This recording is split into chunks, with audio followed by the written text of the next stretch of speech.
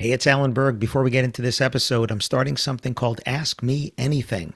That's right. You submit your questions and they could become an entire episode or something that I answer at the end of an episode. To submit your questions, look for the red button at podcast.alanberg.com. That's right, podcast.alanberg.com. Click on the red button, submit your question, and maybe you'll hear it here on the podcast. Thanks.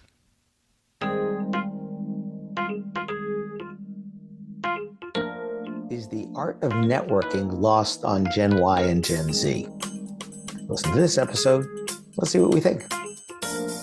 Welcome to another episode of the Wedding Business Solutions Podcast. I'm your host, Alan Berg. I'm a speaker, author, sales trainer, website reviewer, and I help businesses like yours sell more, profit more, and have more fun doing it. Enjoy this episode. Hi, it's Alan Berg. Welcome back to another episode of the Wedding Business Solutions Podcast. Is the art of networking lost on Gen Y and Gen Z? This is a question that came up, and I'm trying to remember who did it. It might have been a listener suggestion, to Ask Me Anything. It might have been one of those, but let's talk about this for a second. My short answer is no. I don't believe it's lost on them. I just think it's different. I'm hearing from a lot of associations around the country having trouble with membership. COVID certainly put a big dent into that. But I can tell you anecdotally from my two Gen Y sons that they're still networking. They're just maybe doing it a little bit differently. My older son is definitely well connected with different people through LinkedIn, through work, things like that. So it's there. The question is, are people going to join local groups because of that? And I think what you have to do is you have to involve them in leadership. You have to involve them in what are the type of things that they want to do and want to accomplish so that you're making this a valuable thing. I had this conversation with a local group just yesterday, as a matter of fact. And I remember way back when I was at the Knot, I did a survey of associations and their members. And what I was looking to see is, were they aligned in terms of their goals with networking? And most, if not all, associations, local and national, your goal is to facilitate this network, this community, and bring education and value to your members. Your job is not to get them business. In almost every case, that was not in the mission statement of a local association, because it's usually not in their power to do that, because you need an audience for that.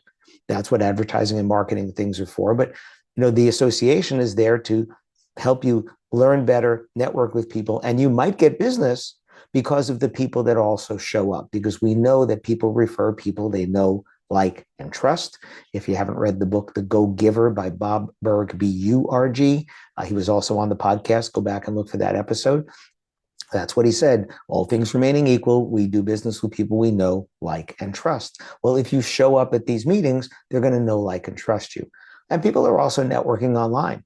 There are countless groups where people get together and they're chatting with people, and you feel like you know them because you are networking with them. So I don't think it's lost. I think the idea of networking in person is just different.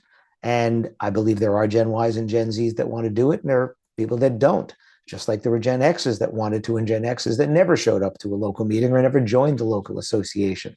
So if you are a member or a board member of a local association, you want to make yourself valuable to the next generations that are coming up, you need to involve them and say, hey, what are you trying to get out of this? What would make this valuable for you as well? But we also all have to approach this as, how can I provide value to you, as opposed to what can I get from you? Because if you're just looking at what can I get from you, that's transactional. Adam Grant, a professor at the Wharton School in Philadelphia, he wrote a book, Give and Take. I think I've spoken about that one before, right? There are givers, matchers, and takers. Givers are people who give without expecting anything directly back. Matchers are, I'll give to you, but I expect you to give back. And takers are, I want to take from you, I don't want to give you anything. And the most and least successful people were the givers, because the givers that knew when to stop giving, because it could be to their detriment, they were the most successful. And the givers that didn't know when to stop giving were the least successful because they were giving and it was hurting themselves. They didn't know when to say, hey, I can't give at this point. I think we've probably all been on both sides of that at some point. And we also know matchers and we know takers. But when you approach one of these associations, if you're going to go to a networking meeting, whether it's one-on-one or one-on-many, what can I give value to this? Because then people are going to want to give value back to you. And I don't think that's a Gen Y, Gen Z, Gen X, or baby boomer thing. I think that's just a human nature thing. So if you are trying to network with Gen Y and Gen Z, reach out with the open mindset that I'm not trying to get anything from you. How can I help you? I had a Zoom call yesterday with someone that I wished them happy birthday on LinkedIn, which many of you get my happy birthdays on Facebook or LinkedIn. And they reached back out and said, hey, let's catch up. And something just said to me, yeah, let's do that. Even though, my time is valuable, your time is valuable. I didn't know what I was going to be getting out of this, if anything. And I said, sure, let's do it. And it turned out to be a great call where we were talking about different things. And I was giving and giving and giving because that's just my nature. And then the person said, what can I do for you? I was like, oh, well, you know what? I think you're connected to these people, which I didn't know until I got on the call. If you ever come across somebody who needs my sales training, consulting, whatever, please, refer me. That's it. But I didn't go into this trying to get anything. And I think, I've done the same thing with Gen Z and Gen Y and Gen X and baby boomers. I think you need to do the same. So is the art of networking lost on them? I don't think so. If you are a Gen Y or a Gen Z, the same thing, approach people. How can I help you? Because I'll bet you're good at something that person who's been doing this a lot longer in the industry isn't good at, whether it's social media, whether it's a certain technology, whether it's trends or things like that. I'll bet that you're good at something that somebody else is not. And if you could help them, it could then come back to you in some way, somehow, not directly necessarily.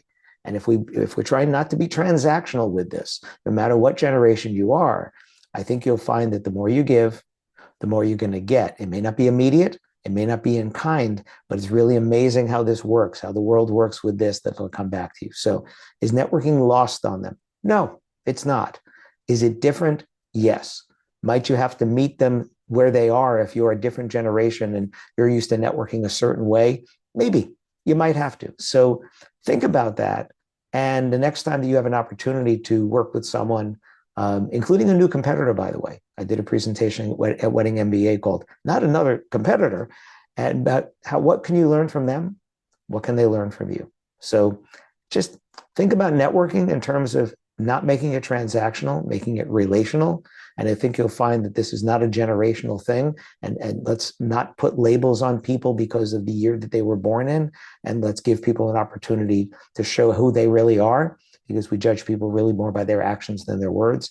And you can be a leader in that and show them that I'm willing to give. And then you'll find that you get great stuff back in return. Yeah, just something to think about. Thanks.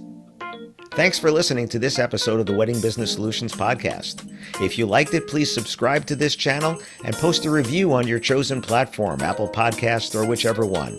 If you have any questions about anything in this episode or any of my episodes, email me directly at alan@weddingbusinesssolutions.com or visit my website, alanberg.com. alanberg.com.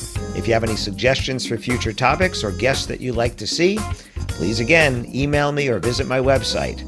Thanks for listening.